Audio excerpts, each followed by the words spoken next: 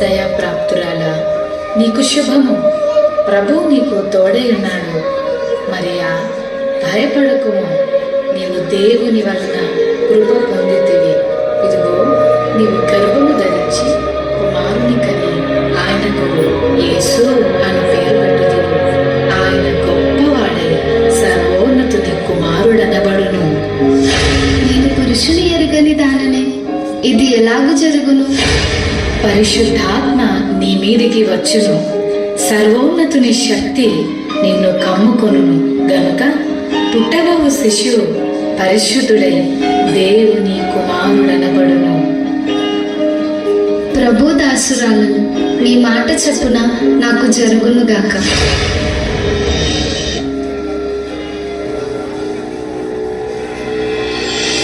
ఆమె భర్త అయిన యోసేపు నీతిమంతుడై ఉండి ఆమెను అవమానపరచనులక రహస్యముగా ఆమెను విడనాడని ఉద్దేశించాడు.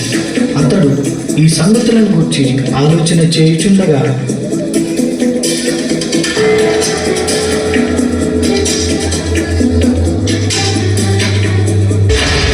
దావీదు కుమారుడైన యోసేపు, నీ భార్య అయిన మరియను చేర్చుకొనుటకు భయపడకుము. ఆమె గర్భము ధరించినది పరిశుద్ధాత్మ వలన కలిగినది. ఆమె ఒక కుమారుని కనును.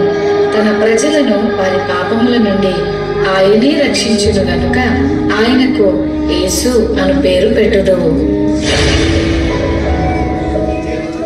యోసేపు నిద్ర మేలుకొని ప్రభువు దూత తనకు ఆజ్ఞాపించిన ప్రకారం చేసి తన భార్యను చేర్చుకునేను.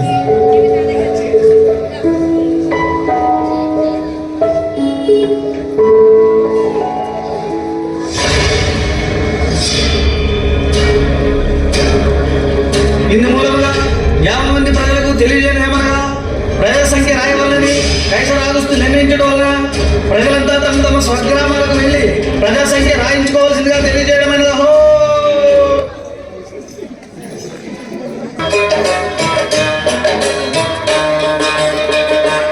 ఎంత దీనాతి దీనము,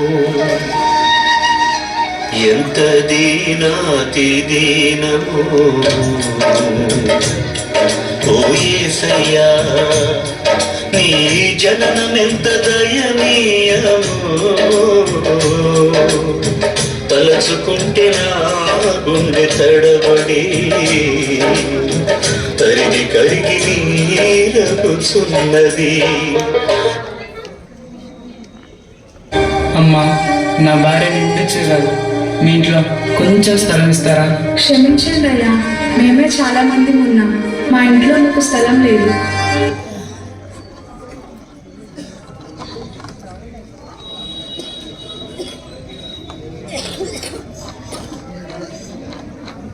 మా ఇంట్లో స్థలము లేదు కానీ మా పశువుల పాకలో స్థలం ఉంది. మీకు ఇష్టమైతే అక్కడ తలదాచుకోండి.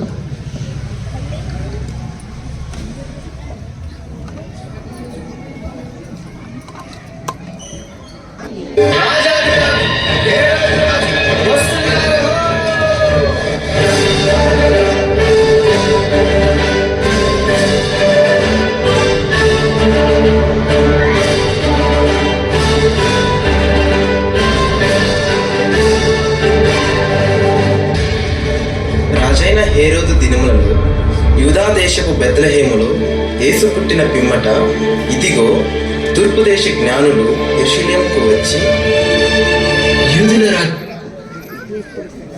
రాజుగా పుట్టినవాడు ఎక్కడా? తూర్పు దిక్కున మేము ఆయన నక్షత్రమును చూచి ఆయనను పూజింపవచ్చితిమి. చిత్తం మహాప్రభు. క్రీస్తు ఎక్కడ పుట్టును?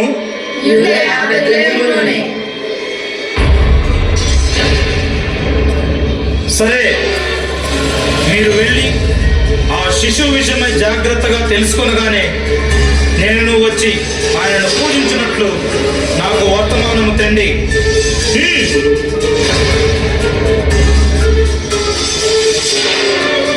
నేను ఓటము ఎరుగని హెరోదు రాజును మరి ఒక రాజును పూజించడమా? అసంభవం.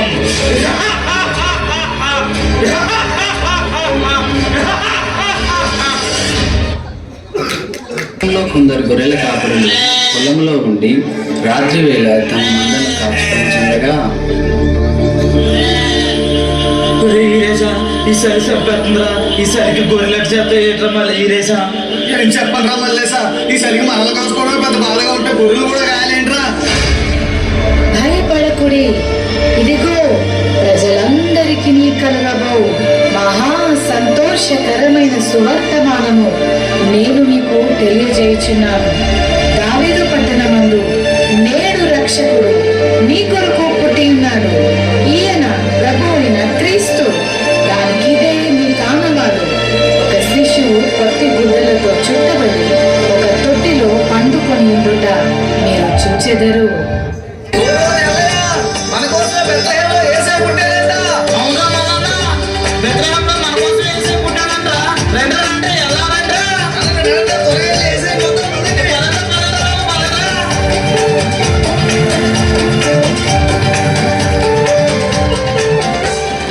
శ్రీయసూర్యుడు పండుగ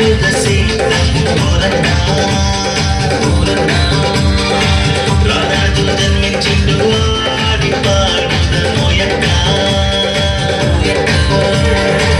బంగారు వన్నెలు బలవంతులోనన్న సిన్నోడు చిట్టి మంతుడే ఓయక్క. బంగారు వన్నెలు బలవంతులోనన్న సిన్నోడు చిట్టి మంతుడే ఓయక్క.